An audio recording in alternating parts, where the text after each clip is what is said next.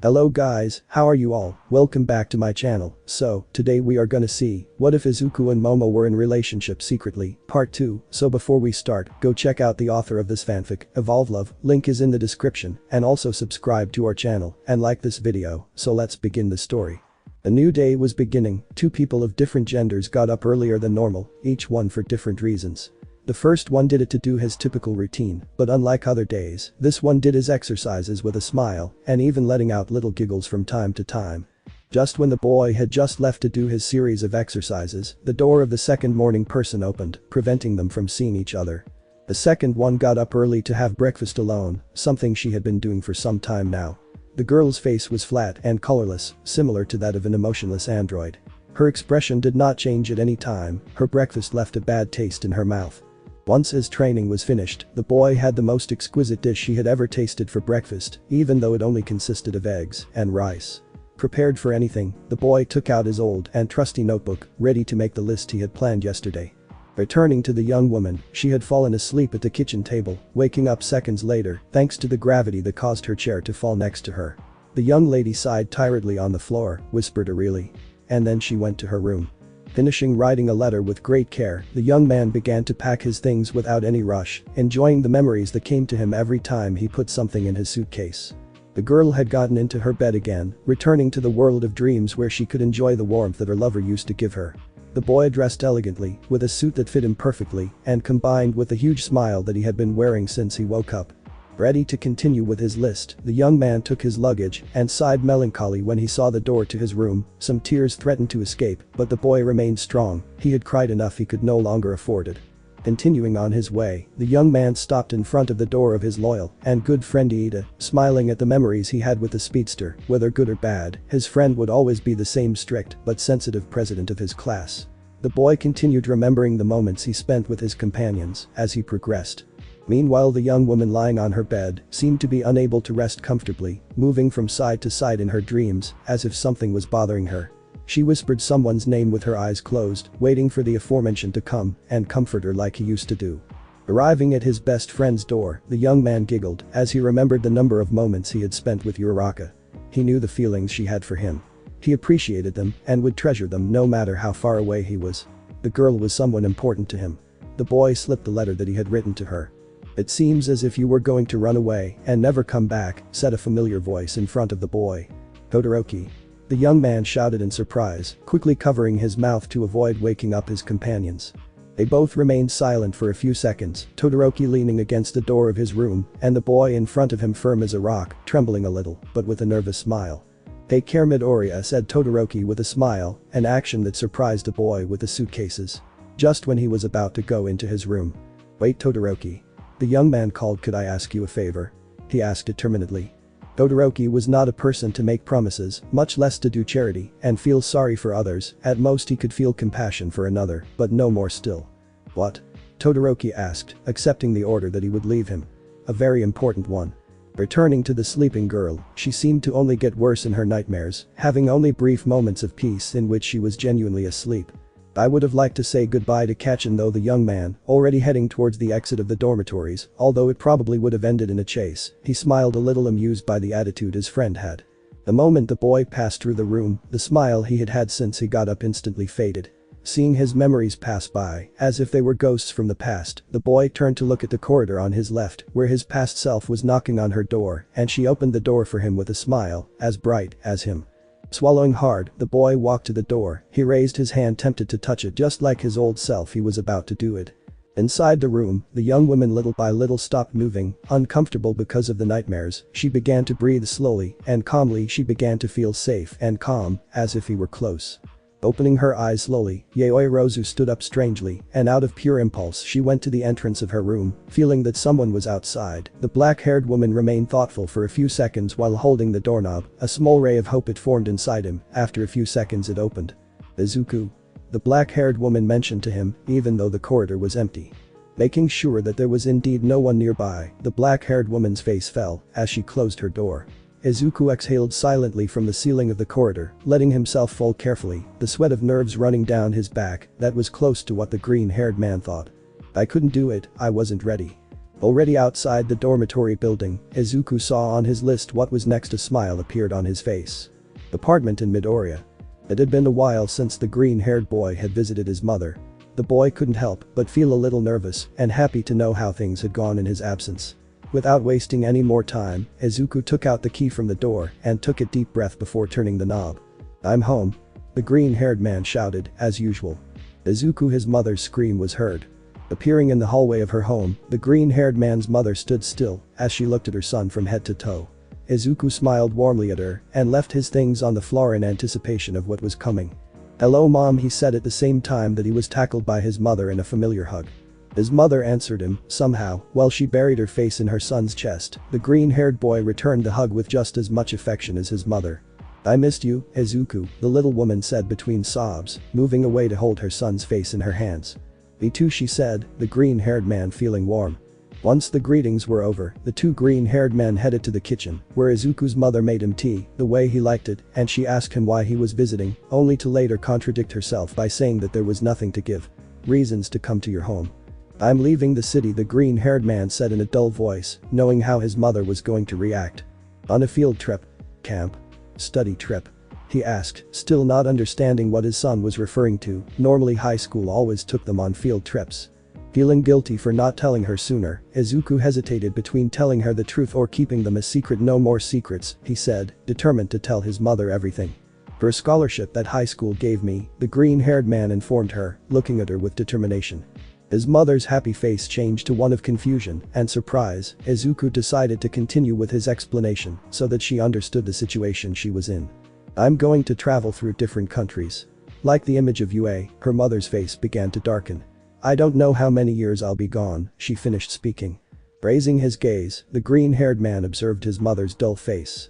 She knew that the decision she had made was going to displease many people, one of them was her mother. "Why didn't you tell me anything?" Inko asked, feeling hurt. "I asked the director to keep it a secret for a reason," the green-haired man said, feeling bad for not having told him. Personal images of her appeared. "I am your mother, Izuku." She spoke to him with determination.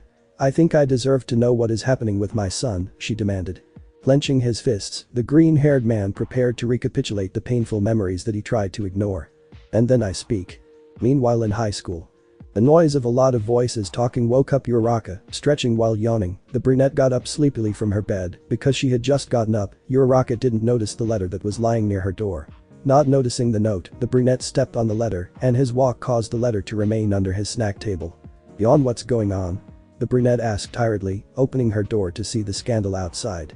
"Oh, Uraraka," Kyoka called her, who was also heading to the origin of the voices. "Apparently something is happening to Midoriya, or so I heard," she said, rubbing her ears because of how loud they were talking. Her companions. Hearing her friend's name immediately woke the brunette up. She and the green-haired boy hadn't exchanged many words lately due to how busy her friend seemed to be lately. Not to mention the topic of his and Yayoi Rozu's secret relationship. "Deku?" Uraraka asked strangely, feeling a hunch. Kyoka nodded and they both headed to the boys' room. Almost all the members of the class were around the green-haired boy's room. Iida, Yayoi Rozu, Bakugo were the only ones absent. The others were murmuring with strange facts about the situation that had been created. "Maybe he hasn't returned from his training yet." Kirishima spoke. "I heard that the man takes his routine very seriously," he said, not sure of himself. "It's a possibility," Fumikage responded, with his arms crossed, as always. "What's going on here?"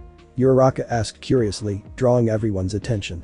Midoriya Tsuyu answered, making her way through the crowd to address the brunette. She was nowhere to be found, so we thought she would be in her room, but her expression fell. Uraraka still couldn't process what was happening, but hearing that her friend was missing was already something strange. Normally the ones who always lifted first were him, Iida, and Yayoi Rozu. Even when the dueling incident happened, these three were always the first to lift. "Maybe he went out. I mean, why so much fuss about his absence?" Kaminari spoke, a little confused by the attitude of his companions. "It's because of what Todoroki said," Siro reported, adding to the conversation. "What did he say?" Uraraka asked, starting to feel worried. An awkward silence accompanied by the darkening of her companions' faces made the brunette even more nervous. What was really happening? "I said he left Todoroki," and spoke from behind the brunette, joining the group. "Where?" Uraraka asked with fear, hoping that the answer was not what she feared. "She left high school," the boy said dryly, cold as his quirk. "I wish I hadn't woken up that day." Hanazuku. "And that's more or less what happened." The green-haired boy finished telling the story. I see, he responded, trying to process all the information that his son had given him. Izuku was wishing that the ground would swallow him, telling him about his past relationship with Yaoi Rozu was painful, but most of all embarrassing. The boy had to explain the term friends with benefits to her mother, since she did not know the type of lexicon that her generation used. So Inko decided to say the trip as an excuse not to have to see her. I asked. You could say that, yes, she responded, recovering a little from her nervousness. So in that case I'm against you leaving Izuku. Her mother spoke firmly to her. The green-haired man's face became one of surprise. After telling him the story of how they broke his heart, did his mother still not approve of his decision? Perhaps no one could understand the great pain that. Even so, Inko continued, I will always support you no matter what, Izuku, because you are my son. She smiled. His face of surprise changed to one of pity. How could I doubt, he thought, feeling like tears wanted to come out. This time he didn't keep them, his mother's words had touched him. I'm so sorry. Tears fell into his teacup. I didn't know what else to do, the green-haired man said helplessly. His mother got up from her chair to approach him and gave him a hug, resting her head on her son's, trying to heal the wounds he had.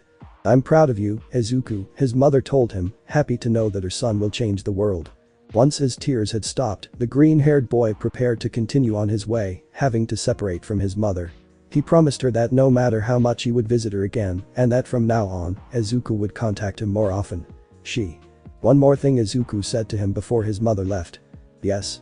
The green-haired boy asked strangely. They had already talked about everything, there was nothing more to discuss. I think you should have a talk with that girl. Inko looked at him determined. The green-haired man's heart began to beat. In the bedrooms. Deku? The brunette called while knocking on his door. Are you there, Deku? She asked naively. Should we break down the door? Kirishima asked with a smile. Really? Ashido looked at him disapprovingly. It's just an option. The redhead laughed funny and manly. I think it would be better to ask why he left instead of discussing whether to break down his door or not, Jiro said in an obvious tone. Those who want to argue about why Midoriya left raise her hand, Mineta said, drawing everyone's attention. Those who don't raise it, it will be assumed that they will be on the side of wanting to break down the door, I explained. All the women and men, except Satu, Kirishima and Kaminari, raised their hands, the three who didn't received looks of confusion. Just kidding. I thought it would be funny if Sato excused himself. I'm sorry, I didn't pay much attention to what Mineta said, could you repeat it? Said Kaminari. Kyoka hit him on the head. Am I the only one who wants to break down the door? The redhead asked with a nervous smile. Yes, absolutely, everyone said, intimidating the boy a little. What the fuck is going on here? Bakugo shouted, kicking out of his room. Mineta flew away from being in front of this. I already told you that he left, it wouldn't make sense to destroy his door, Todoroki said heavily. Almost everyone began to murmur and talk about how right the boy was. Todoroki was not someone who seemed to be a liar. Don't ignore me, you half bastard. The blonde approached him, annoyed. So I see why Midoriya left without saying goodbye. Todoroki looked at him with irritation. Your immaturity would have been a nuisance, he discredited him. What did you say? Damn it, the blonde took his polo shirt. Relax, Bakubro. I'm sure he didn't mean it. Right, Todoroki, the redhead asked, getting a little nervous. Todoroki just let out a task that made the blonde even more angry, just when one was already creating his explosions, and the other flames. Uraraka spoke. Could you stop fighting? The brunette scolded them. Deku is missing, and the only thing you think about is fighting. She shouted angrily. Both boys separated, each looking the other way. Bakugo felt curious about what the brunette was saying. How did Deku leave? What are you talking about, angel face? The blonde demanded answers, approaching the brunette. He's not answering my calls either, Uraraka said worriedly, holding her cell phone with the sixth missed call. Ah. Stop ignoring me. The blonde roared angrily, creating small explosions in his hands. I'm telling you that we should knock down his door. Maybe he's passed out or something like that. Everyone present looked at Kirishima boredly again. Uraraka paled upon hearing the redhead's words. Well done, Kirishima, now we have two problems, Kaminari annoyed, watching how the group of girls tried to calm the brunette. Is all this because of the useless Deku? The blonde said, irritated. What's wrong with the damn one? He asked the redhead. Apparently he disappeared, no one has seen him since yesterday, other than Todoroki, Kirishima informed him. But what stupid things are you saying? Deku. Annoyed, Bakugo knocked on his door. Open up or I'll break in. He shouted, knocking desperately. Calm down a little, friend, at this rate, you're really going to knock down the door, the redhead recommended. What does this mean? Iida said authoritatively from the beginning of the corridor. Iida? Uraraka shouted, approaching the black-haired man to tell him the situation. Deku left. What do you mean? Iida asked, confused. Enough, I'll go in. Bakugo shouted furiously. Wait Bakubro. The Redeed tried to stop him. It was already too late. The blonde raised his hands ready to get to the bottom of everything. His companions stood back or threw themselves on the floor waiting for the explosion that was coming, but nothing happened. Said Kirishima, who had protected himself with his heart and arms. Bakugo. I called him, seeing that he was no longer in the corridor. A few seconds passed for him to notice what had really happened. With faces full of surprise and horror, the members of Class 1 could not believe what they saw. Instead of destroying the door with an explosion, the blonde had entered normally. What does this mean? The blonde was heard shouting from inside. Without wasting any more time, Uraraka made her way next to Iida to see what Bakugo was referring to. Todoroki was right, Izuku was gone. And with him a part of Uraraka too. Han Izuku. Hello Izuku. Are you coming to see Sir? Bubble Girl asked, with a smile from behind her desk. Yes. Sorry for the inconvenience. The green-haired man bowed respectfully. You don't have to worry. Maybe he won't say it, but the girl approached him to whisper, here between us. I think that Sir, she smiled mischievously. It's not good to talk about our boss behind his back. Mirio hit him on the head, crossing the wall behind him. How are you, Midoriya? How's the academy going? He joined the conversation. Izuku smiled at the attitude of his two companions. The green-haired man had been in charge of Sir's industry for a long time. It was impossible not to have interacted with the members of his organization. Everything is fine, senpai, the academy is the same, as always, the green-haired man smiled at him. That's good to hear. Why is your visit? Mirio asked. I hate you so much, he said while rubbing his bubble girl head. Izuku hesitated about telling them the truth. After all, he hadn't even told it to his own classmates, since the green-haired man mentally said, after all, it wouldn't be long before he left the city. Midoriya is going to leave town, he said, opening the door to his officer. Mirio and the bubble girl made surprised faces at what their boss was saying. Izuku had completely forgotten Sir's quirk. Technically he had already seen it coming 2 years ago. Is that true? Mirio asked, doubting his boss for the first time. It's true, Izuku confirmed, lowering his gaze a little. It would have been fun to have someone else to talk to. Mirio isn't again. The girl was silenced by a blow to her head. Come with me, Midoriya, I have something to tell you, she said, opening the door for Sir to enter. It was funny how Izuku ended up being the one who had to listen to what Sir had to tell him, when Sir had come with the intention of listening to him. Sitting in the only chair in his office, the green-haired man began to get nervous. If Sir had already seen this coming, then there was nothing to discuss, right? Let me tell you that I am disappointed in you, Midoriya, he said, as soon as the black-haired man had sat down. A hero of your caliber defeated by a woman, he said incredulously. Izuku remained silent. He also felt disappointed in himself. His mother also told him so. However, why, when he spoke in such a way about Yaoi Rozu, did he feel angry towards his mentor? Adding the fact that you wasted the opportunity I gave you to work here, Sir continued. In fact, some time ago Sir had offered him a position in his organization due to his great performance as a hero, showing him why All Might had chosen him as his successor. Izuku had planned to accept the job, but things changed. I don't have words to explain how frustrating this is for me, the black-haired man adjusted his glasses. Sir, the green-haired man tried to speak. But the man in the suit made a sign with his hand. The black-haired man began to laugh, surprising Izuku. As much as possible, he raised his voice. Sir? I asked him, confused by the green-haired man's laughter. What I wanted to tell you, Midoriya, ways to ask you, if the decision you make is final, I asked, looking into his eyes. Sir. The green-haired boy immediately responded. Thanks to his mother, Izuku could now see things with determination. Sir sighed and stood up from his seat, a smile forming on his face. All might have made a good choice, the black-haired man said, smiling genuinely. Congratulations on becoming the ambassador of UA Deku, he extended his hand. Forgetting everything the black-haired man had said before, Izuku stood up and shook his mentor's hand with a big smile. Thank you, sir, said the green-haired man. It was a pleasure to be in your charge, he thanked him. The black-haired man just smiled at him and watched as he bowed to say goodbye. Sir couldn't help but had to tell him something that he had seen in his future. Midoriya, I called him before he left. It wasn't a mistake, the black-haired man told him. For the second time that day, Izuku felt his heart return to something other than just melancholy. In high school. Are you repeating to me why is this necessary? Yaoi Rozu asked, totally confused. The black-haired woman was sitting in one of the armchairs in the room with all her classmates around her. I'm still asleep. She wondered if she had managed to have a moment of tranquility after a long time in her room, until numerous knocks on her door took her out of that Eden in which she was. We suspect that you have something to do with Midoriya's disappearance. I speak for everyone. If it's not too much trouble, I would like to know your point of view on what he told me. He asked for an explanation.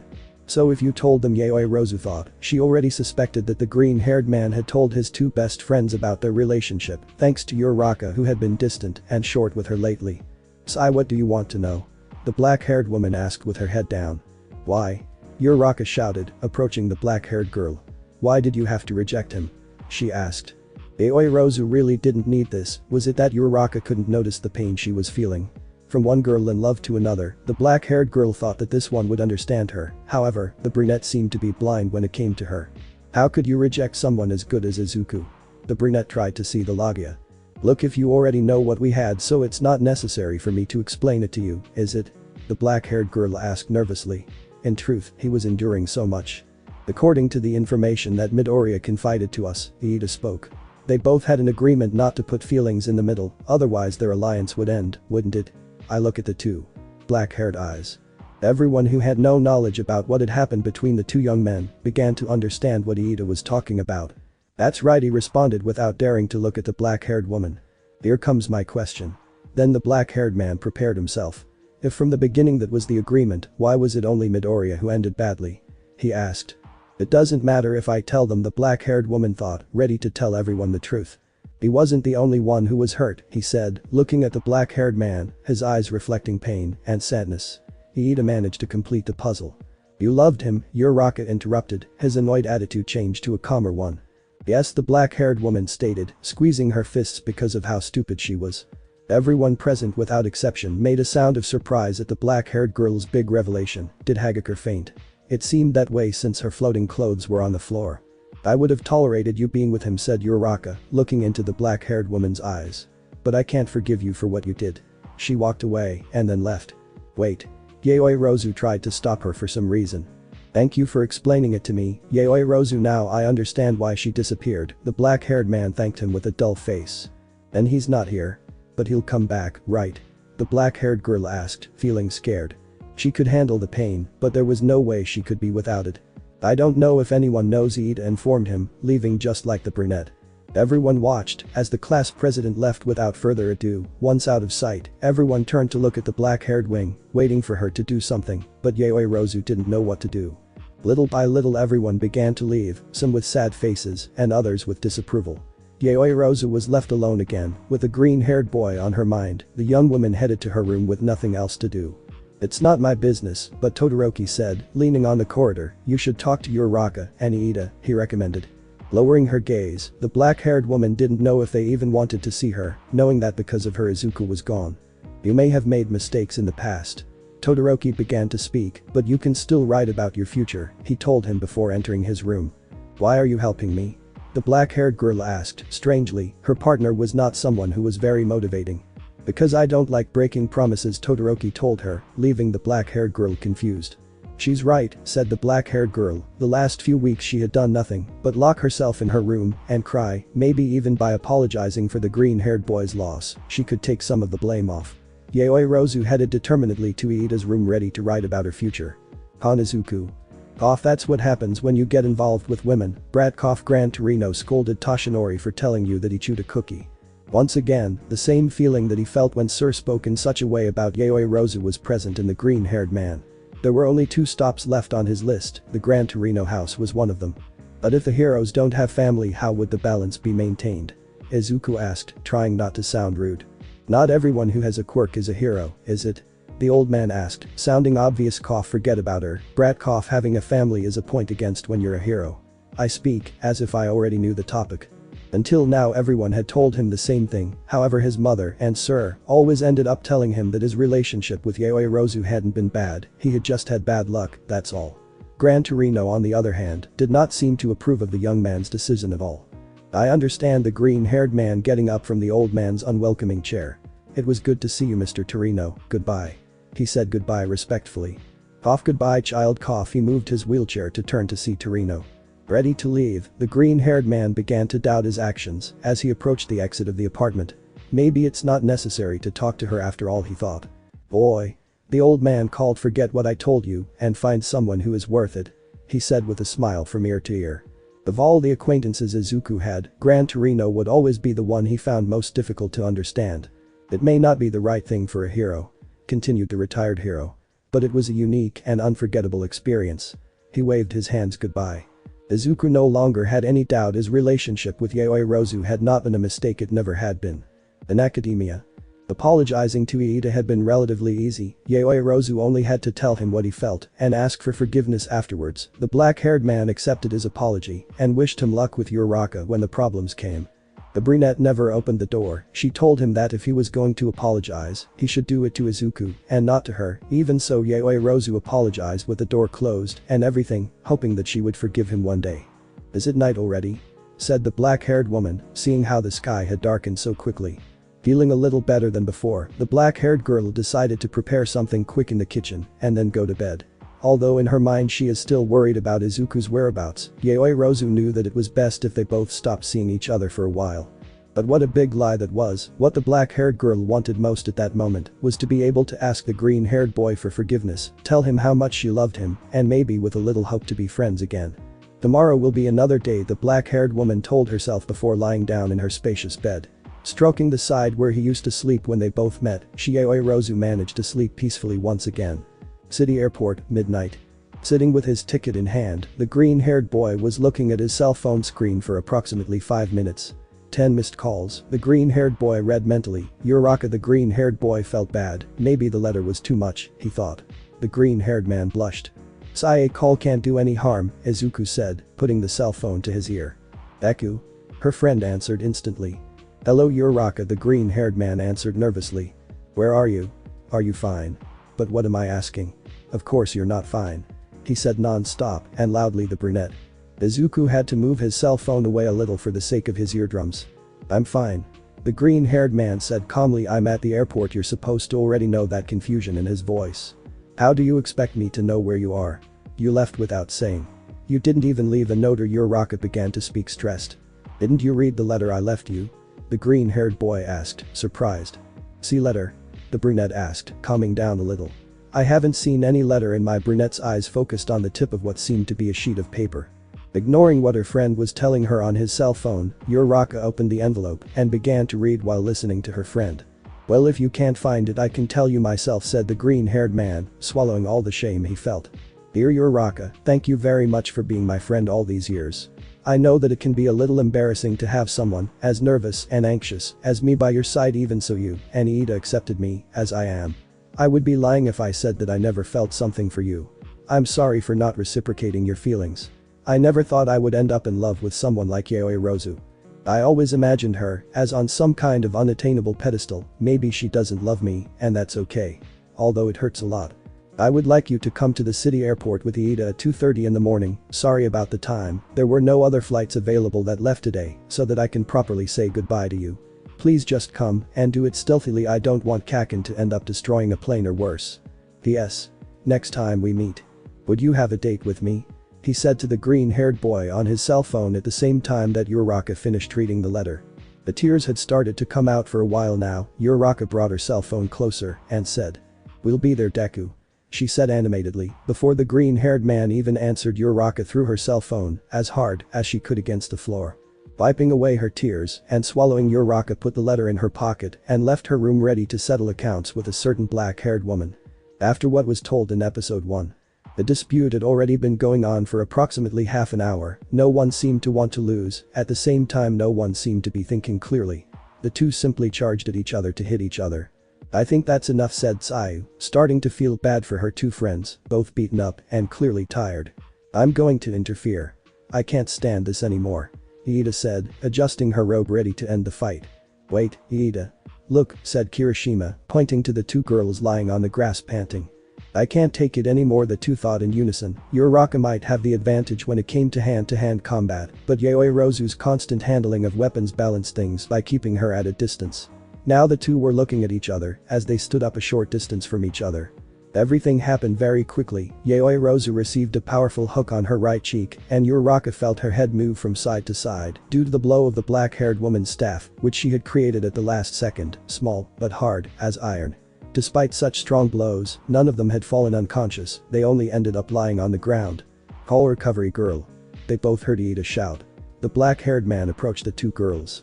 "But it's 2 in the morning," Kaminari said, confused. Uraraka began to get up with difficulty when she heard what her partner had said. Uraraka. Take it easy. There's no reason the black-haired man tried to help him. We have to go to the airport, he said, managing to get up with his legs like jelly. Deku is waiting for us, he spoke, enduring the pain he felt. What are you talking about? We have to take you to be cured or. I think this is what you mean. Yaoirozu spoke to her while sitting down, handing her the letter that Izuku had written to her. The black-haired man took it confused and began to read it in silence. Uraraka made a sound of contempt as she glared at him.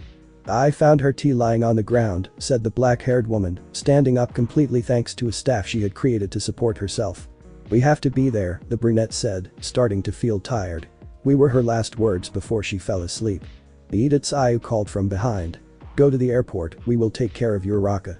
She smiled confidently. The black-haired man tried to articulate a word. Leave it to us, said Todoroki, smiling at his president.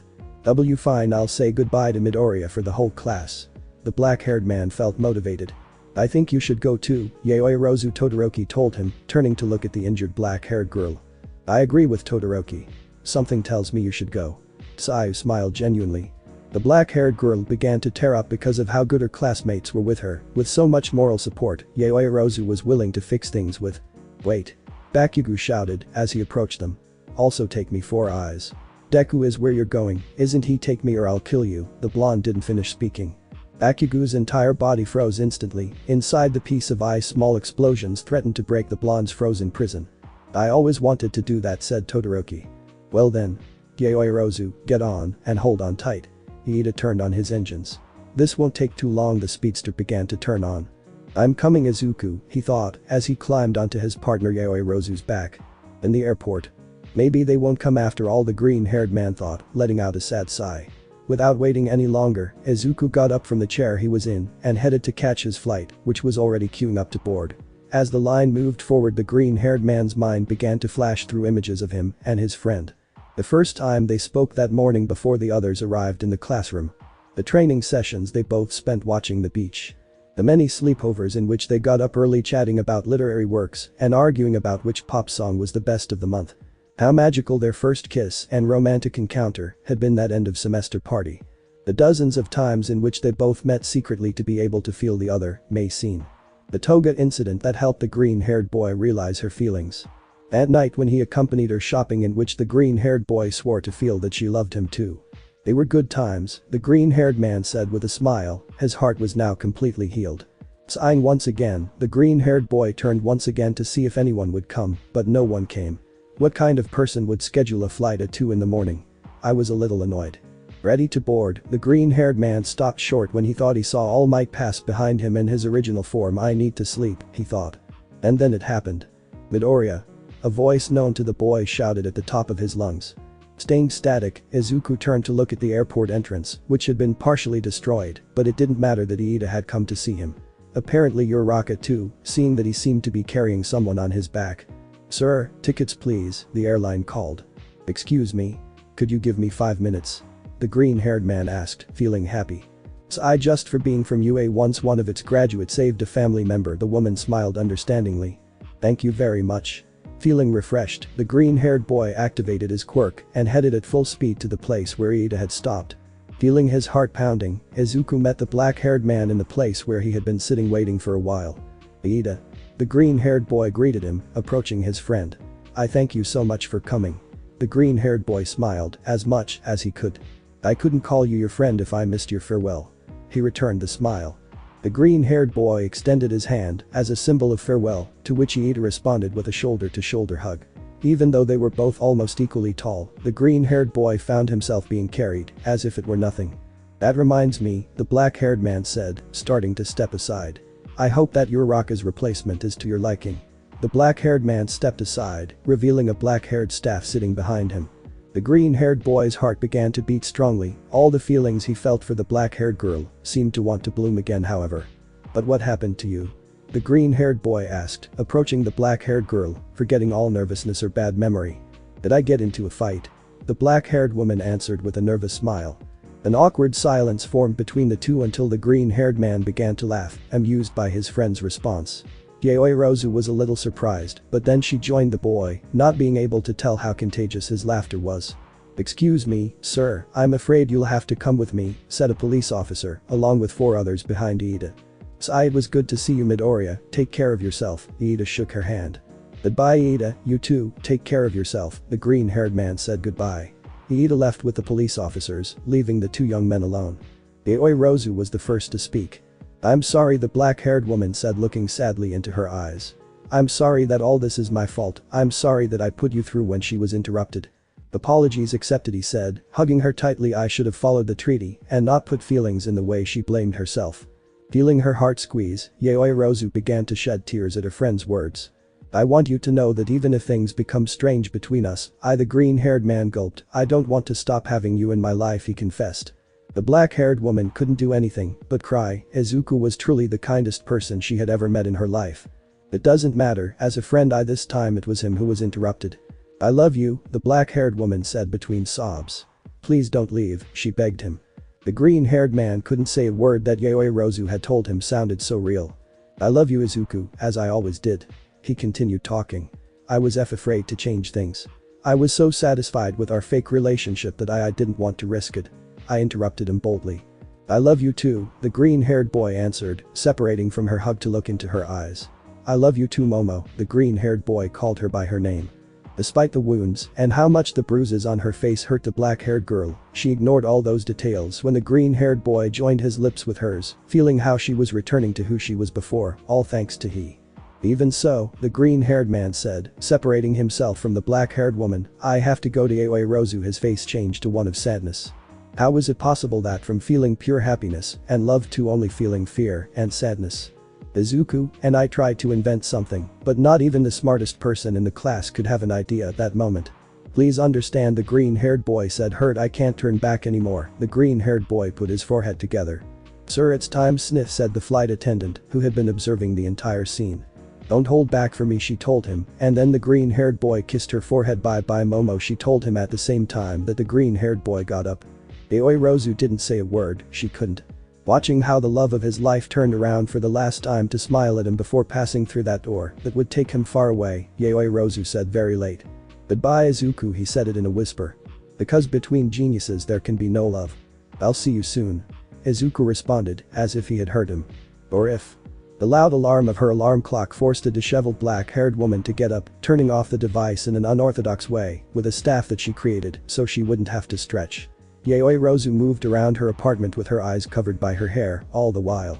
The journey he took until he reached the kitchen for something to drink was done with a completely neutral face. Her thirst now quenched, the girl yawned enormously and prepared to return to her room, tidying up her very refined and expensive bed. The black-haired woman began to hum a song with a smile. Having finished, Yorozu prepared for her daily routine, ready to face a new day. But before. "Hello," I heard his voice from his cell phone. Even though she couldn't see it, she knew he was smiling. "Good morning." She responded with a smiling Yorozu. They were these little moments that she treasured. "It's not a bad time, is it?" she asked. "No. It's okay, I had already got up a while ago, I'm going to train right now," she answered quickly. The girl responded with a small giggle. 3 years of relationship, and the poor guy still couldn't stop getting nervous even with her. This didn't bother the black-haired woman at all, since the look on her face made her look adorable. "So," he continued talking, "how is everything for tonight?" he asked, sounding unsure. The woman's smile grew even bigger when she heard her partner's question. It had been a long time since they both shared a weekend. Tonight they will finally both be able to have time for each other. "We have the reservation," he said with a blush on his cheeks. "Really?" the green-haired man asked incredulously. "Apparently the current owner was saved by a hero who graduated from UA," explained the black-haired woman. "It's a relief," he said, feeling a big thought disappear from above. "I'm sorry that you had to take charge." He apologized. "It's okay, I know that if you had time you would do it," the black-haired woman smiled softly. Being the #1 hero was tedious. Izuku had the worst part, of course, having to find an apartment very, very far from so many cameras that he had to endure day after day. The fact that the green-haired boy was shy by nature made things worse. Time was something that Deku needed more than ever. With so many responsibilities, his boyfriend didn't even have time to breathe. Run away from the paparazzi, be a full-time hero, and attend important meetings in the pro-hero society. Even so. Although she couldn't see it, Yorozu knew that Izuku was smiling from the other side, not the way the green-haired boy smiled at all his fans or cameras, a smile that only she knew. I have to hang up, I'll pick you up, or the green-haired man suggested. That would be good, replied the black-haired woman. Well, she was left speechless. 3 years of relationship, and it's still hard for her to say. The woman let out a giggle. With her flaws and all, Yaoi Rozu had learned to love the green-haired man. Goodbye, Izuku, I love you, he said from the heart. I love you too, her lover responded without fear. He might be shy, but when it came to expressing his feelings, Izuku didn't hide anything. Her chest felt warm. It wasn't the first time her boyfriend had told her this, but every time he did it, the black-haired woman felt an indescribable security and compliance. Hanging up the call, Yaoyorozu prepared for another day of work with a smile. Being a heroine was hard work after all. Izuku. On the city beach, the #1 hero was smiling at the ocean. Whenever he finished exercising, Izuku stayed to watch the sunrise. His dreams had come true, and the best of all is that on the long road he had to travel, he was always accompanied. Luckily for him, most of them were good people. Among those people, Momo stood out in large letters for the green-haired man. You did it soon, said a winged voice next to him. Thanks to you, he continued, looking at the horizon. Almighty turned to see his teacher with a smile. The image of his predecessor smiled at him with joy, only to disappear a few seconds later. He may no longer be with him, but Izuku will always remember him as the person responsible for all the fantastic experiences he had. He owed him his life, and more. If he had never chosen him as his successor, Izuku would never have entered the UA. That meant not knowing his current friends, not having learned so many things he didn't even know existed, seeing unimaginable places. I wouldn't have met her, the green-haired man added with a smile. The relationship they both had was quite similar to the one they had in high school, to tell the truth, with a small but extremely important detail of mutual love. Something so insignificant had managed to keep them together for 3 years. Of course, to reach such a perfect balance, many things had happened before they could find themselves again. Izuku began to count the most important ones. Count. Since that day the green-haired boy left his hometown, Izuku's chaotic and castle life came to an end, and in its place, the bourgeois lifestyle took over his life. In training him to behave like a gentleman, his surroundings made him think about Momo for quite some time. Having already clarified and settled everything between them, the green-haired man decided to call his partner and ask her for advice or recommendations about his current situation. He did not regret it. The black-haired woman felt more than happy to be able to help him. It was these types of matters that fascinated her friend, listening to how she spent hours explaining in great detail how she should do something Izuku loved. She felt like things were going back to how they were before. Once accustomed to the elegant and fine surroundings of the different institutions he visited, Izuku managed to fit in wherever he traveled. All of her thanks to her. Unfortunately, like him, Momo also had plans for her future, so his calls began to stop. The first year of his journey was very hard for the green-haired man, always having to go from place to place, although it was also quite convenient. The boy had seen so many places and met so many people, although that was another story. The second important event he remembered was the call she gave him at midnight, informing him that his father had died. Izuku did not hesitate to suggest pausing her odyssey in order to visit her mom and reject her offer. As much as she needed him in those moments, the black-haired woman didn't want to be an obstacle for him. After that sad event, they both distanced themselves for a while. The green-haired man understood it. He had already lost someone important once. In those times, Izuku used tragedy as motivation to try twice as hard. As always, UA remained at the top thanks to him. It was thanks to that the boy managed to save a lot of time that could have turned into years of heavy travel. After 2 years of travel, Izuku was able to return to his city. The reunion with Momo was quite strange. Maybe the fact that her friend looked totally the same as the last time she saw her was strange to her a little, or maybe it was because of the brunette she had in one of her arms. Izuku had to admit, Uraraka looked too beautiful, the slight change in her voice making her sound more mature, her face reflecting her personality. And the curves that attracted the masculine side of her made it impossible for him not to blush when she threw herself into her arms to receive him. Their relationship started from scratch as total strangers, although it didn't take long until they both started treating each other like before. It helped that they were both office mates. Apparently Sir had grown up incredibly in the world of heroes. Yaoyorozu had been working for them for a year now. Not everything was rosy. Uraraka had literally dragged her friend on a date, much to the black-haired girl's displeasure. Izuku had completely forgotten the promise he had made to the brunette in his farewell letter. To make matters even worse, the date had gone wonderfully. And that was how a year of dating with Uraraka began. They had good times. Even Izuku came to feel love for a while. However, Yaoyorozu was not going to stay with her arms crossed. Izuku knew that Momo had nothing against Uraraka, but every time she called him when they were working, he could notice how she changed her way of responding and her attitude. As the year went by, the three of them started hanging out together, sometimes ending awkwardly, other times enjoying every second. Izuku was already sure of his feelings for 3 years now. However, the green-haired man could not deny a relationship to his brunette friend. Don't get him wrong, Izuku wasn't one to play with anyone's feelings, much less a friend, as close as Uraraka. If the green-haired boy decided to be with her, it was because he felt it was the right thing to do, and also because he didn't have the heart to reject her. His relationship with Uraraka was what could be said to be magical. All those novels that Momo had read to him seemed to come true thanks to the brunette. However, her courtship did not last more than 3 months, and she was the one who broke it off, explaining that she knew he would never reciprocate. Despite that, Uraraka wanted to know what it felt like to be in a relationship with him. Green-haired and brunette remained friends. Something told Izuku that if Momo had never approached him, Uraraka and him would have been destined to be together. Putting that aside, the boy lowered his head while smiling goofily. The day he and Momo officially became a couple was by far different from an ordinary statement.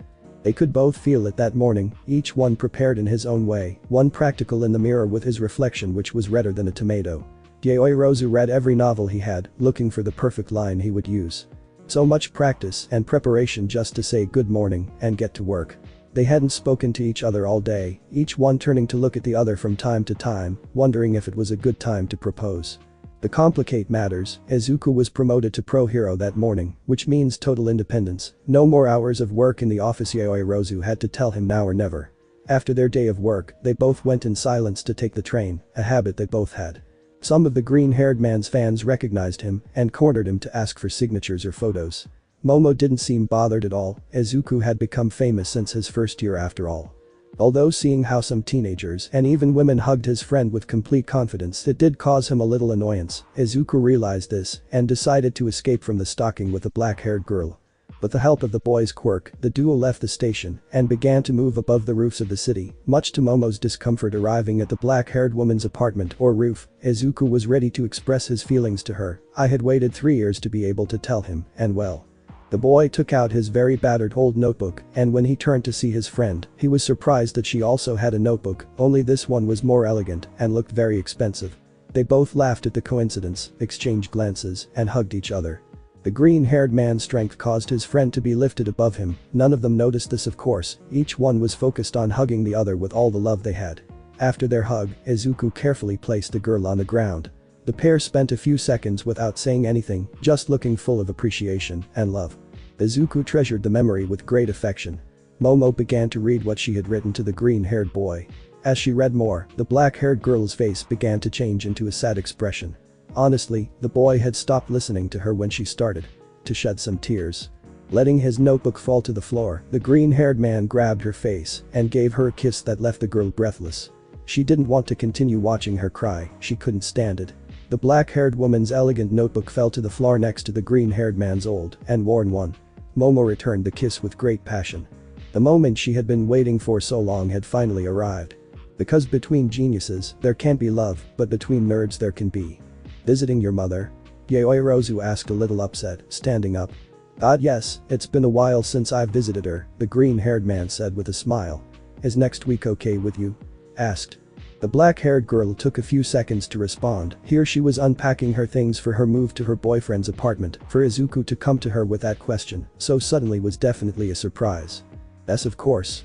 I always wanted to meet her, the black-haired woman answered without thinking. The smile on Izuku's face increased. Saturday, then I put my arms around her neck. Okay, the black-haired woman faked a smile while caressing the green-haired man's arms.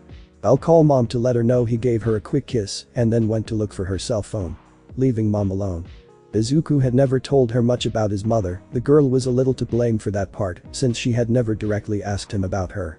The fact that he had never seen her worried and made her nervous, 3 years of relationship and no meeting. That was alarming in any way. It's Izuku's mother we're talking about, he had no reason to worry. Or if. A week later. All week the matter of visiting her mother had been on her mind for a whole week. In truth, there were times when Momo wished she had an off button for her brain so she could stop having such extreme and out-of-place thoughts. You look worried, said Bubble Girl from the reception. Is something wrong? I asked. The heroine did not like to talk about her love life, however, her friend was someone she trusted, she needed someone's guidance, and opinion besides talking about her boyfriend's mother did not count as gossip. At least in her opinion. Izuku took her time and invited me to visit his mother. She felt embarrassed. Don't go, Bubble Girl responded immediately, her face darkened, and seriously, you know what they say about mothers-in-law, she bit her tongue. So you're going to visit Mrs. Midoriya? Mirio joined the conversation. You don't have to be nervous, she's very kind. She smiled confidently. Do you know her? Momo asked incredulously. Of course. Sir, and so does she. He pointed to the sore secretary Midoriya brought her once. The blonde revealed. I hate you so much, whispered the poor girl. What is she like? The black-haired girl asked curiously. It's like she was Izuku, but a woman. Mirio explained. Rozu's mind began to work, the image of Izuku wearing a miniskirt flashed through her head. I think I already have an idea, the black-haired woman spoke, trying to get the terrifying image out of her head. Say hello to her for us when you visit her. The blonde said goodbye, crossing the walls, as if nothing had happened. Momo didn't know whether to feel more calm or anxious. If what Mirio said was true, then she had nothing to worry about. The black-haired woman sighed with relief, and she began to gather her things to leave. Do not let your guard down at any time. Bubble Girl warned him mothers-in-law are not to be trusted, was the last thing she said. There's nothing to worry about if the girl ignored his warnings, who knows? Maybe they both ended up becoming good friends. If the lady was as good as they said, her visit would be a breeze for her. Time after. Are you ready? The green-haired man asked, taking her hand. His girlfriend nodded with a smile, then Izuku knocked on the door. Feeling safe and confident, Rozu was filled with determination and good thoughts for the meeting with the older Midoriya. Her excitement was killing her, meeting the mother of the love of her life was an honor for her. The black-haired woman wanted to leave a good impression, to show that she was a good partner. This was the perfect moment. The girl swallowed as she heard the woman's footsteps. If everything went well, tonight Momo would sleep peacefully. The door of the simple apartment opened, a short woman in casual attire and an old notary appeared, the smile she wore was so motherly.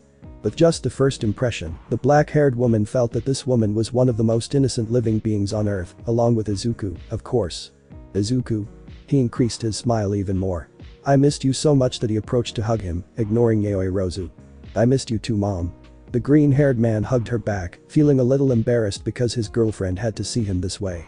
Even though the girl had faded into the background, Momo couldn't help but smile at how similar the mother and son were, both having clear problems due to displays of affection, shyness, and hair color, apparently Izuku had brought up.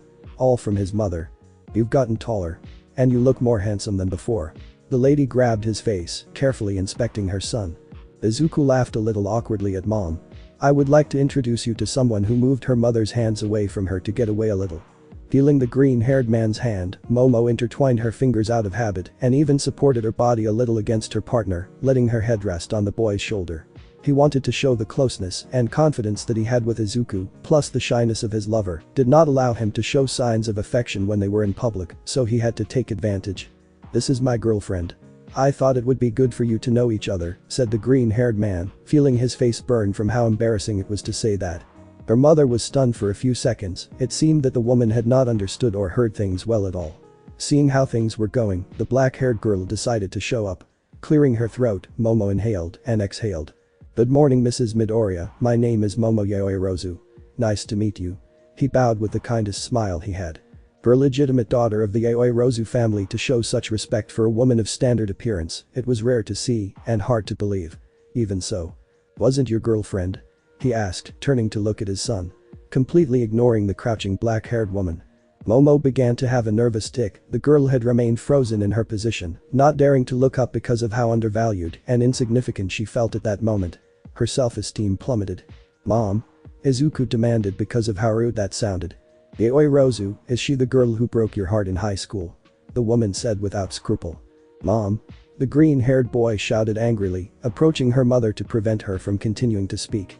Without anyone noticing, the black-haired woman stood in a fetal position in one of the corners of the hallways, an aura of depression covering her. Izuku rushed to approach her to comfort her. Rozu could seem calm and firm on the outside, however, on the inside she was very sensitive and very easy to offend. This was going to be a long dinner. The Chaco's gastronomic dilemma. Uraraka knew that she wasn't the best at cooking, if it weren't for her parents, the brunette would have died of starvation a long time ago. Simple dishes like onigiri and miso soups were the only thing the girl could make, but seriously, she was already tired of always eating the same thing. Knowing how to cook was essential for a hero, or at least for one as popular as her. The media and the fans made it impossible for him to eat in restaurants or even little-known and humble places, so he had to cook or eat instant noodles.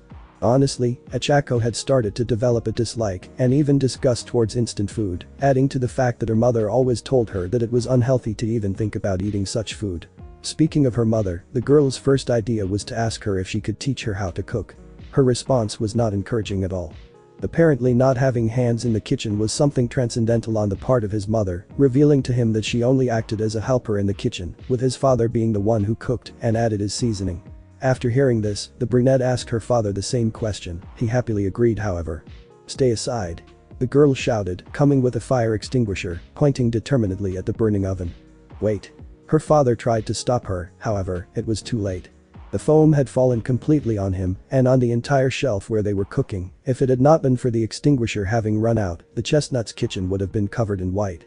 His father was silent for a few seconds, his entire upper part covered in foam. Uraraka was beginning to realize what he had done. "Have you thought about ordering food at home?" he said, looking at his daughter, since the foam was all over her face. And so here we are, with a defeated chestnut, her stomach growling, and a pile of spices and meats on her table. Uraraka defeated by food, the girl thought. She had bought everything to prepare a buffet, but her spirits failed the moment she took the knife, and she didn't know a thing about what she explained in her Cooking for Beginners audiobook. Such may be the fact that the guide spoke in another language had something to do with it. "I really have to pay attention to the things I buy," he lamented while eating a Pocky, trying to calm his hunger. "I can't be the only one, can I?" Uraraka thought, taking out her phone to make a few calls about her problem. The brunette was beginning to feel a little more confident with herself, imagining that her friends were going through the same thing as her. None, not even Mineta. It seems that of her entire class, she was the only one suffering from hunger at the moment. The fact of knowing that she was alone in this type of case made her feel even worse. Aoyama was an expert in French cuisine and had even won awards as a child, and he was still prestigious. Mina was not as prodigious as the aforementioned. Even so, the pink-haired woman knew how to prepare enough dishes to support herself. Uraraka didn't want to remember Tsayu. Her friend said she was an expert when it came to homemade food. Her brothers were proof that her food was and will be delicious. Iida said something about dishonor and what would happen if he couldn't prepare his own food. Kirishima said almost the same thing. Kaminari and Jiro responded at the same time, both contradicting each other by saying how bad the other cooked, when in truth, they both knew enough. Uraraka refrained from calling Rikadu. It was not necessary to spend her credits, knowing how talented his partner was in that area. The rest of the boys ended up telling her the same thing, except for Bakugo, who simply yelled at her, "What the fuck do you care?" leaving her in doubt. To make matters worse, when she decided to call her best friend to find some comfort, she responded. Uraraka hung up immediately, not even wanting to know why Momo answered her instead of Izuku. Later we would talk about the conflict that the brunette had with a certain black-haired woman. Uraraka needed a hero to save her from her own stomach. Electronic music. Ayoko loved Kaminari, she really did, however, that doesn't mean the damn thing has to make it so hard to love him. "So I am sick of this," the violet-haired girl said tiredly, looking at the mess in front of her with a frown. When the heroine had agreed to live with the blonde, innocent, and dreamy heart of her, she imagined movie nights, family moments, funny scenes, dream breakfasts, and dinners. She really had to mature in that aspect. His apartment was a mess, always having to clean and search through the mounds of trash for his things. The word privacy had been eliminated from the girl's vocabulary, not being able to use the shower alone even once, if she wanted, or to use the bathroom in general. Not even on the sex side did he feel comfortable. Every time she tried to seduce her dense and stupid boyfriend, he always ended up laughing at how ridiculous she looked when he tried to be sensual, not as hyperactive as in high school. Isn't there anything good about living with this man? How did his parents even tolerate him? She asked herself in disbelief. "Love. It's here," said Kaminari melodiously, entering his apartment. Her patience reached a limit. She was going to speak, and he would listen to her, otherwise, the blonde would sleep in a hotel tonight. "Denki," the purple-haired girl called furiously, grabbing one of his bases so she could use it as a weapon. "Ah, you don't know how much I missed you today." The boy smiled happily. "Oh really?" said the heroine sarcastically, hiding her hand behind her. "Yep. All I wanted was to come and see you," she continued, sounding jovial. "I don't think that's true." Kayaka pointed to the clock to his right, which showed 11 at night. "I'm sorry, I made a few stops before coming, by the way. I hope you didn't eat anything because they invited me to a party and it seemed perfect for." "I'm not going," the violet-haired girl responded dryly, "and neither did you."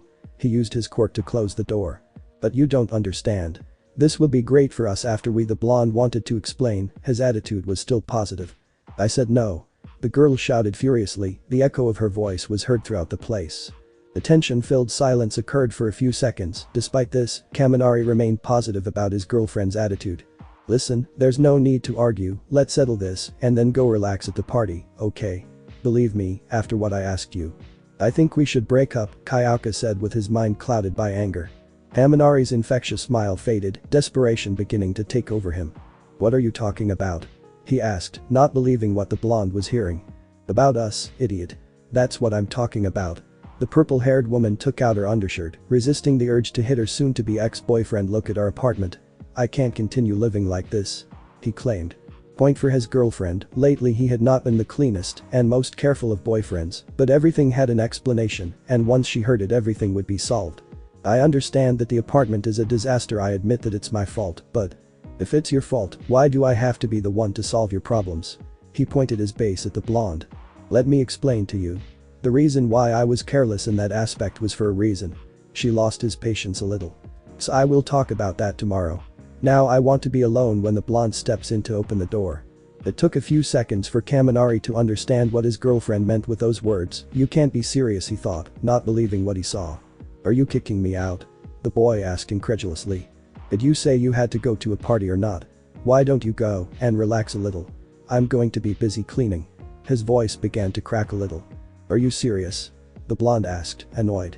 He opened the door even more for him to leave. Kaminari looked at the exit, then at his girlfriend. After giving the girl a look of contempt, he left the apartment. Fine. I'll go to the party alone.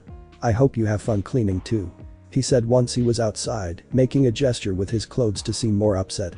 Die. He yelled before throwing his base at the blonde, who barely managed to dodge it. Maybe I will. But with someone who is not as angry as you. He shouted before starting to leave. I wish you luck. Sniffy slammed the door shut, no longer wanting to hear Denki's hurtful words. Managing to hear how his voice cracked, the blonde turned around and prepared to apologize and return things to normal. However, the door was already closed. The sobs of the woman he loved could be heard from outside, letting out a sigh. The boy began to walk away from the door, not having enough strength to be able to speak to her after making her cry. While Kayaka hugged her knees, alone in her apartment, Denki went down the building's elevator while looking with sadness and guilt at the golden ring, with a treble clef in her hands. Tempered. Shadow was walking through the streets of the city with complete calm. Of course he did this dressing, as if he were a prisoner wanted by all the nations of the world, since lately, the ambushes of his fan club had become more frequent and dangerous. Remembering how the poor guy was once sedated in the middle of one of his morning runs, only to wake up with only his underwear, part of it to be honest, tied to a tree covered in kisses and scratches on various parts of him. His body. The traumatizing memory sent a chill through Shadow like never before, curious that despite having an ice quirk, he can still feel these kinds of experiences. Arriving at a more secluded part of the city, a shiny artifact on the ground caught the boy's attention, forgetting the danger he was in at all times. Shadow crouched down to see what it was, his eyes widened when he saw that it was a coin. Oh, but not just any coin. It was a coin with his face. On one side was his cold side, and on the other, you could see his scar with the characteristic red hair. Shadow sweated cold, not being able to move because of the shock. The hero hesitated about what his next move would be, however, deciding that locking himself in an ice dome was his best option. A dart landed on his left shoulder. Before he could even burn or freeze the dart, a shower of darts fell on his other limbs, and part of his chest. Todoroki fell asleep instantly. Shortly after, a bunch of girls with white and red hair approached the unconscious boy and took him away, as if nothing had happened. Another normal day for young Shadow. Dialing numbers at incredible speed on her cell phone, Yayoi Rozu prayed to the heavens that the person she was calling would answer her. Things turned out in the worst possible way. The introduction that she imagined would go wonderfully ended up becoming a big fiasco. Having to excuse himself to use the bathroom as soon as he had spent a second inside the woman's small apartment, causing a strange look from the lady. Hello? He answered the call, lighting up the black-haired girl's face when she heard his voice. Sayu. Thank God, the girl felt grateful. I need your advice now more than ever. She informed him. When it came to interpersonal issues, Asui was by far the most experienced and mature of all her acquaintances, something that the black-haired girl admired and was a little frustrated with. Because it showed her how much she still had to go to become independent in this aspect. Is it about Midoriya? Did you have an argument? I asked, trying to figure out the problem. No, Izuku, and I am fine. It's about her mother, Yayoi Rozu revealed, starting to whisper. What's with her? I asked, not understanding what he was referring to. I think she hates me, the girl said, not sure of herself. What you're telling me seems impossible to me. Her friend responded immediately. I know Inko well, she couldn't hate someone even if she tried. He even calls her by her first name, the black-haired woman thought, feeling even smaller. Maybe she was the only one who didn't like that woman. Momo? Izuku called worriedly, knocking on the door a couple of times. Are you alright? He asked.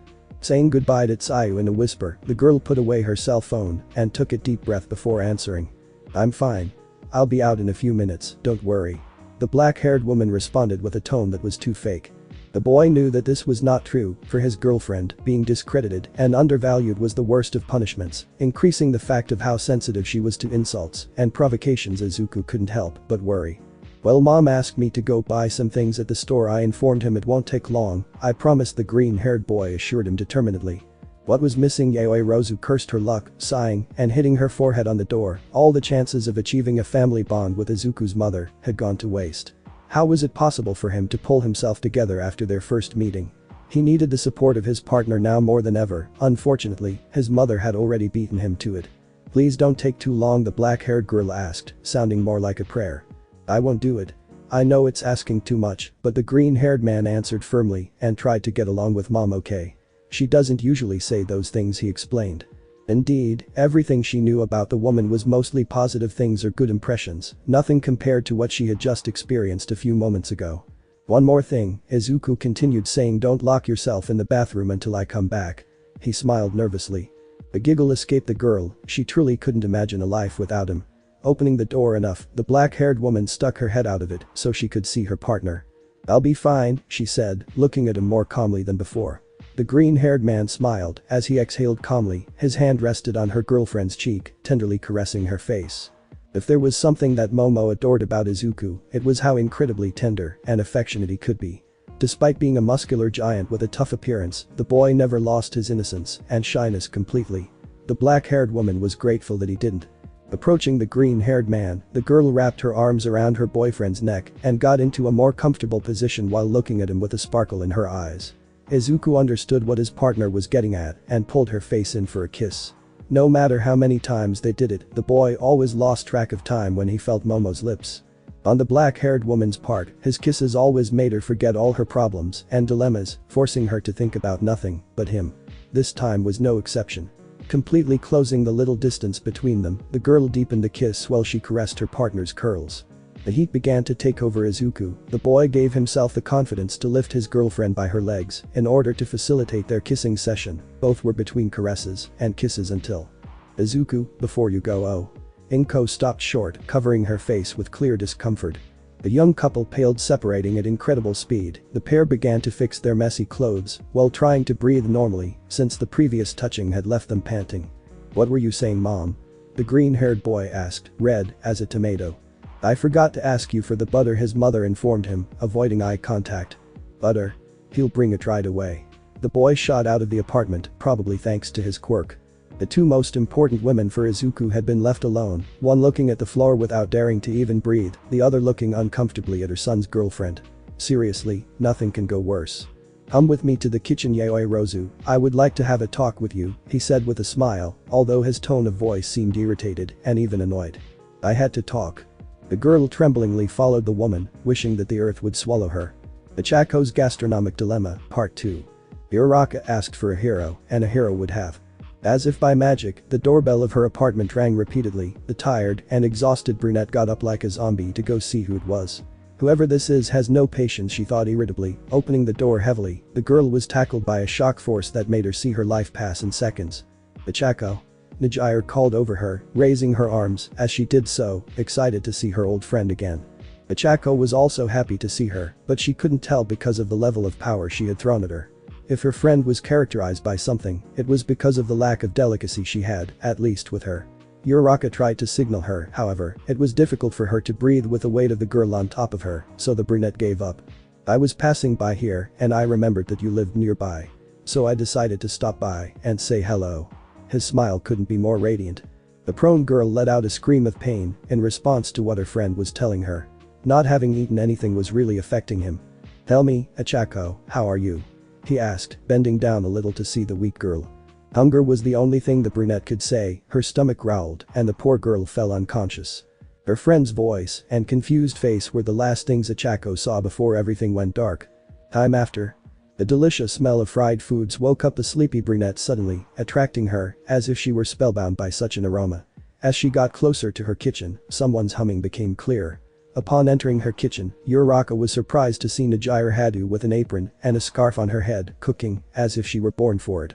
"Do you want to try some?" Her friend asked her without even turning to see her hand still skillfully handling the spices. The girl said something unintelligible as she looked with predatory eyes at the plate full of fried fish that Nijire was holding, a little drool falling off her. "You can have these, but not these yet," he pointed to a container full of much more fish. Uraraka didn't waste any time and snatched the dish from her friend.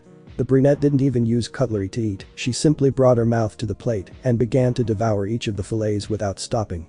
Barely a minute had passed and the plate was already empty. "Well, how was it?" Nijire asked with a smile. The girl suddenly knelt down and hit her head on the ground, taking a big breath of air. The heroine screamed. "Please teach me how to cook," she said, feeling tears come out of her eyes. Nijire was perplexed for a second, her smile faded as she looked at her friend strangely. However, the girl knelt down at the brunette's height and responded. "Of course."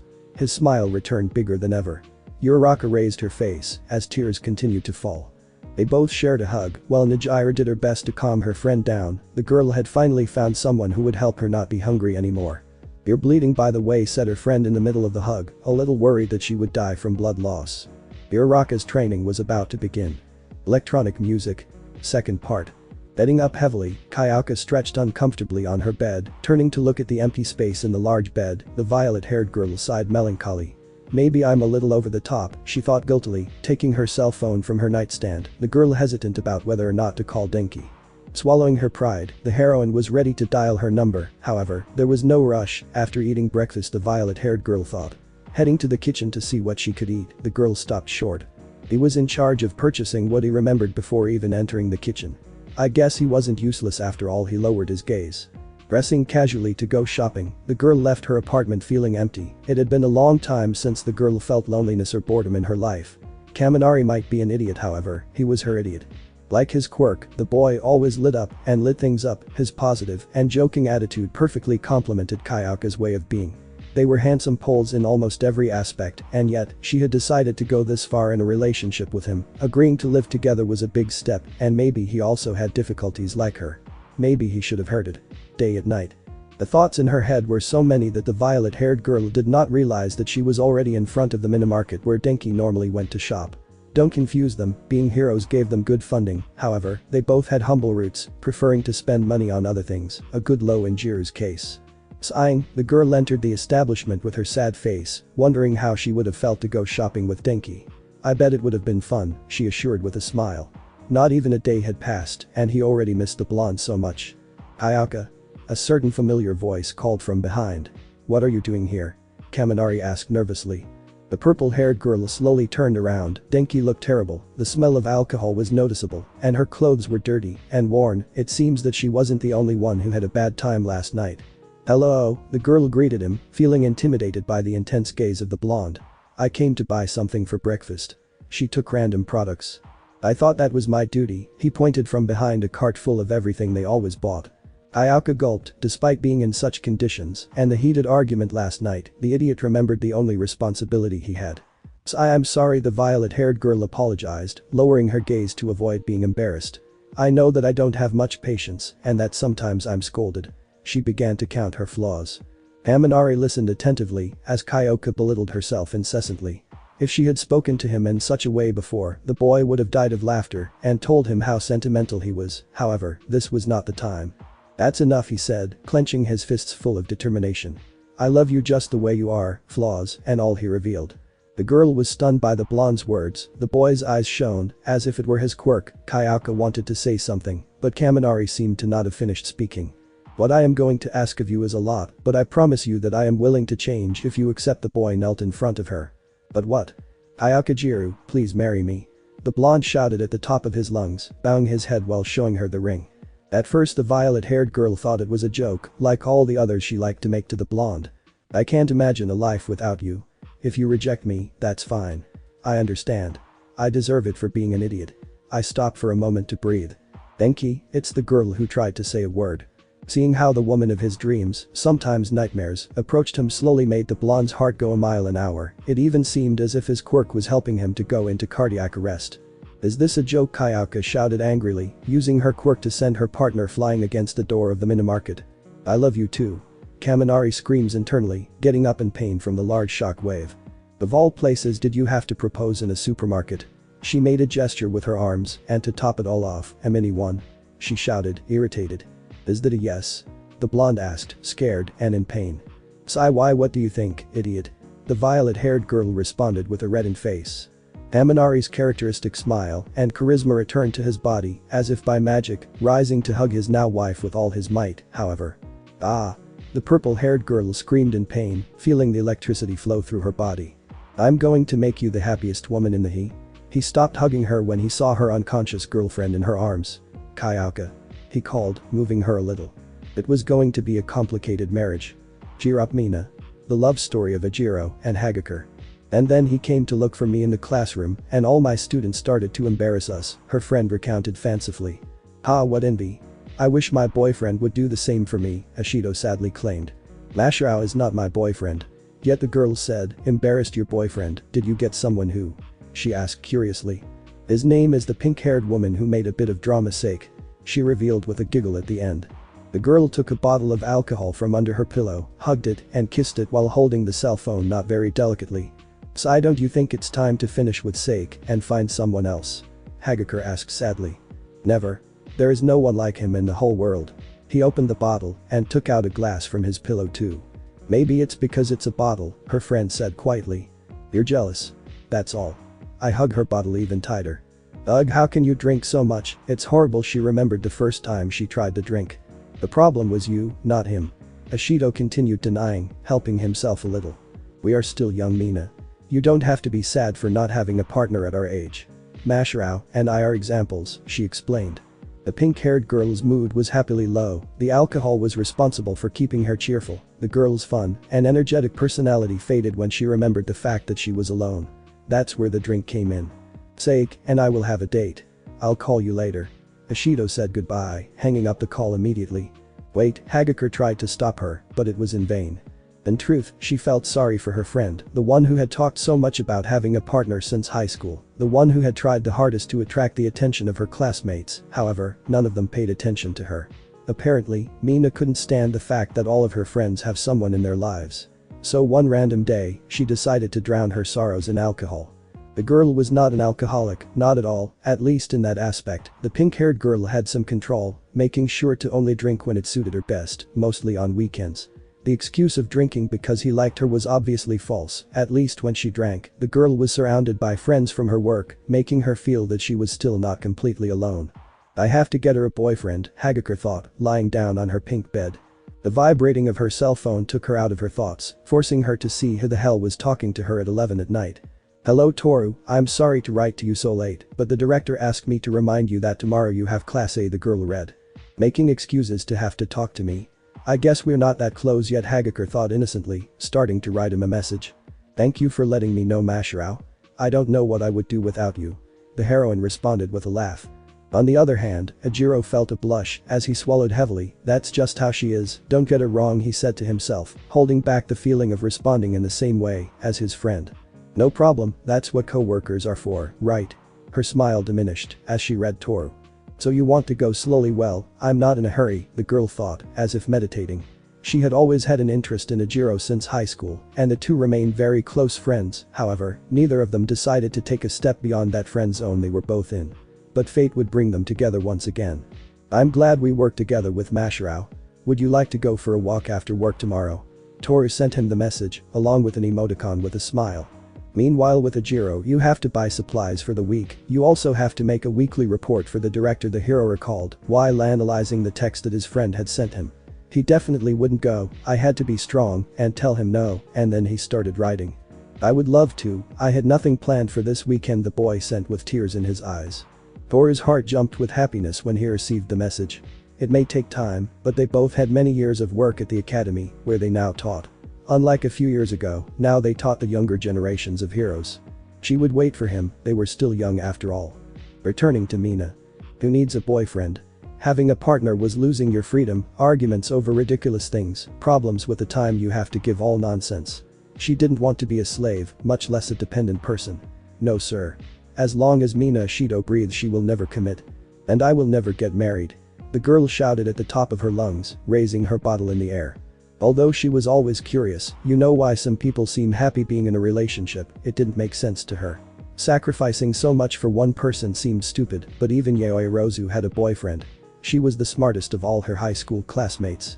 But if it was the green-haired Adonis, Mina would have also sacrificed everything for one night with him. You had to give the black-haired girl credit, the girl kept the jewel of class A, whatever. Ashido needed answers, and with his faithful companion's sake, he would find them. Starting with the oldest couple, the pink-haired girl took her cell phone and dialed the number of a certain purple-haired girl.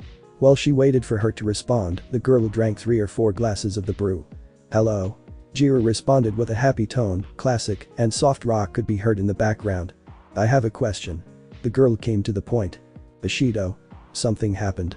I'm a little busy right now. The violet-haired girl spoke between giggles, and Kaminari's voice could be heard close to her. Are you happy with your relationship? The girl asked, a little uncomfortable hearing the whispers the blonde was making. To be honest, no, Kayaka answered a little calmer. Ouch. Denki. Give it back to me. The purple-haired girl complained annoyed. Mina looked at her cell phone strangely for a few seconds, trying to guess what the hell was going on with those two. It wasn't after a few seconds of hearing footsteps and giggles that someone answered her again. Okay. I lied. Sigh. If I'm happy with my relationship, Denki may be an idiot, but he's my idiot, said the violet-haired girl. But why? Explain to me. The pink-haired woman demanded answers. Hello? She called, realizing that no one was answering anymore. I'm sorry, I have to hang up. Did a visit come? The girl answered unsurely. It's time to make female heirs. Kaminari shouted from afar. The static sound of the missed call was the next thing Mina heard. Seriously, that call was a waste of time. In the end, Jiro had not answered him anything. They sighed irritably, and she drank another glass of sake. Second try, she searched her contacts for the green-haired boy she drooled over so much, she wasn't ashamed. Mina was sure that half of the city was also pining for the boy. Although there was one person who had more admirers than Deku, and it was another boy that the pink-haired girl fantasized about. Unstable fire. Opening the door of his home, Shadow caught the attention of all his relatives. They all let out a sound of surprise when they saw the conditions in which the boy arrived. Is everything okay, brother? Asked his older sister, watching her half-naked younger brother pass by. I don't want to talk about how she responded without even turning to see him. Shadow simply went to her room without saying a word. It's fine, she answered, a little confused and terrified, her sister. It was the first time that his brother came home half-naked. Normally he always wore at least one piece of clothing, although lately it seemed that the attacks from his admirers became more frequent and extreme. You should give a conference to prevent this from happening to you, he said loud enough for Shadow to hear. It would be very dangerous, they are well equipped, he responded from a distance. I see, he continued, feeling bad for his brother. His popularity with women would kill him one of these days. The boy returned with new clothes to the living room and poured himself some tea from his sister's jug. Sighing tired and fatigued, the boy began to meditate a little until. You have something on your face. His sister approached to take it off. What the hell is this? He saw a tiny circular tracker. Oh no, she said, feeling his soul go out of the boy. All the doors of his home house opened at the same time, Japanese house, revealing a lot of girls of all ages with hair painted red and white, one of the offenders who had a scar identical to Shadow's. He took a few steps forward. Shadow Todoroki. Alias passionate as fire and cold as snow, you are surrounded, you have no way to escape. Surrender, and you can stay awake. I pointed a dart gun at him. This is bad, Shadow thought, getting into a defensive position. As he looked around seriously, there were a lot of them. It doesn't matter, ice or fire, I won't be able to evade all of his shots, he told himself mentally, seeing that there was no way to escape unscathed. He needed the assistance of his father. This time I'm not going anywhere, my father Endeavor is on his way. And he doesn't like the press invading his home. He smiled triumphantly. It seems like I win this time. I looked directly at the leader of the group, it's just a matter of time, and… You mean that guy? The girl stepped aside, behind her Endeavor was tied and unconscious with another group of girls. I surrendered, and the boy immediately raised his hands, cursing his useless father with all his might. His sister watched as the group of girls tied up and carried Shadow as if they were an emperor. For some reason, their father was also carried in the same way. We will bring them at 10, here is our card. The leader shook his hand and then walked away with the loot. Thanks. She received a card which had her brother's face on each side of it. "If you like it, we would like you to join us in our humble cause. We always believed that Shadow would like to be called Sama," she explained. "Will I think about it?" she responded, not knowing what else to say. "We will wait for your response, see you." She headed to the exit. Thank heaven I never decided to be a hero. Tsunderes are the best. Tetsutetsu was not one to talk about women, much less relationships. The boy was characterized by being dense and hard as iron. With women however, the boy could notice when someone was not being totally honest with him, in this case honest. "I already told you that I did it because they seemed irritating to me," Kendo shouted at him, without stopping at any time to look at him in front of him. "But there are boys who also harass you, and you don't do anything. Even girls," the boy clearly claimed, disgusted. "It's different, you fool," he responded, deigning to turn around, a slight blush on his face. In truth, he couldn't understand women, or at least this one. All his admirers seemed to be happy when he simply treated them as he thought appropriate, and they all always told him the same thing: gentlemanly, polite, what a man. The last thing made the albino smile. However, why was it that every time he was this way with his fans, his friend ended up losing her temper and sending the poor girls flying? Without a doubt Itsuka was a special case. In what way? "Sai, I really would like to understand you," the boy said tiredly. "I don't treat my fans the same way I treat you, do I?" She made a gesture with her hips. "Well, I would like you to treat me like them," the albino said in a low voice, remembering that he was always adorable in front of the cameras. "What did you say?" the heroine shouted angrily, activating her quirk and hitting his friend hard, drawing the attention of everyone around. This had already become a habit for them, that she sent him against the wall, to heaven, burying him in the ground or simply crushing him with both hands. A comment that affected the orange-haired girl and Tetsutetsu could be considered dead. The worst of all was that the boy couldn't activate his quirk because his harshness could hurt his friend. "You should be grateful that you have special treatment. Idiot." He walked away with resounding steps. The people on the subway stared at him. Seriously, I felt like each time his blows were stronger than the last, but that wasn't the point. Why did only he have to be treated this way? None of his other friends had to put up with this. One of these days the albino would have to have a talk with Kendo. He was beginning to suspect that she hated him. "You don't play with Tsayu." Jumping from roof to roof, our dear little frog was doing her morning night patrol, although unlike other nights, this time the girl carried an answering machine in her ear. "Remember to add salt to the soup and be careful when doing so, you could burn yourself if you are not wearing gloves," Tsayu told him. "I know how to do it. I just called to ask when I should kick him out," his younger brother said irritably. "Wait a minute, I have to attend to something." She put his call on hold when he saw a silhouette in the night. "Good night, Froppy, we were waiting for you," said a deep and mysterious voice hidden in the shadows of a water tank. The shadow moved like a snake across the floor and then began to take on a human form with a crow's head. High above Tsayu, the shadow of a huge bird began to cover him. Finally, in the distance along the city streets, an individual was swinging from building to building with the help of a type of paper. "Now that you are here, we can start our weekly meeting," the members of the vigilantes report. Fumikage ordered. A huge falcon landed on the roofs with a loud sound that would paralyze even the bravest of heroes. Koji carefully climbed off the huge bird's back. "Here, cellophane," said, falling into the building with the rest of Zero after doing a great pirouette of course. "Finally there is me, Tsukiyomi." I released a fearsome dark shadow Fumikage, which surrounded him, and then crossed egocentric arms. "Let's start." "Wait a moment," Tsayu stopped him, moving away a little to answer the call. "What's happening?" she asked her brother. Everyone present looked at their companion with a little disappointment. The air of epicness that had been created completely disappeared. Dark Shadow sighed tiredly and acted as if he saw the time. Even the hawk began to preen. After a few seconds, the girl returned to the circle they had formed. "I'm sorry, but Koyomi," Froppy spoke. Tsukiyomi, but well, he corrected him, a little embarrassed, as I said. "Wait." Mineta shouted, entering through the roof door, tired and sweaty. "Don't start without me." He fell on his knees. Everyone made a growl of annoyance when they heard their irritating companion. The hawk flew away and a dark shadow hid in his companion's body. "Mineta, this is the third time this week," Zero complained, taking off his helmet to look at the little man. "But I thought they had already accepted me. Tsayu voted for them to let me in." She hugged the girl. "I wasn't even there on the day of the vote." He hit him with her tongue, forcibly pushing him away. "Well, Koji, if you vote for me."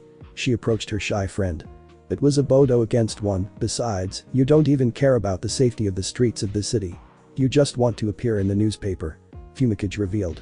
The boy took out a newspaper from among his things in which the entire group appeared in the headline that day, all having very original poses and in color. "Please. Who wants to be in that cheap newspaper?" he mocked. Enough. You can stay, but that doesn't mean you're part of the group. Fumikage shouted, annoyed. Now we'll start wing. Wait a minute, Sayu stopped him again. Fumicage's cry of despair was heard throughout the city that night. Thanks for watching my video, and make sure to check out the author of this fanfic, link is in the description. See you next time, till then sayonara.